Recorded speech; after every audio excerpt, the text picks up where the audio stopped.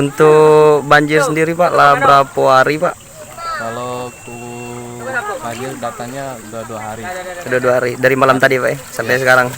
Untuk kedalaman banjir sendiri Pak sudah sekitar berapa meter Pak? Kedalaman tuh sekitar 1,5 meter. 1,5 meter ya. Kedalaman di desa. Untuk di desa itu desa dan kelurahan yang banjir Pak ya? Ya, tepatnya di desa. Desa sama kelurahan. Sampai saat ini Pak sudah ada korban jiwa atau belum atau bagaimana Pak? Korban jiwa belum ada. Belum ada Pak ya? Korban jiwa belum ada. Untuk harapan kita Pak ke depan Pak? Harapannya ya bagaimana bisa menangani biar nggak terdampak banjir. Karena kalau banjir kemungkinan ini setahun sekali memang sudah banjir. Tapi bagaimana bisa mendatannya biar tidak terjadi banjir setahun ke depannya itu. Oke, terima kasih Pak ya. Iya. Jangan lupa subscribe, share, komen, dan like ya.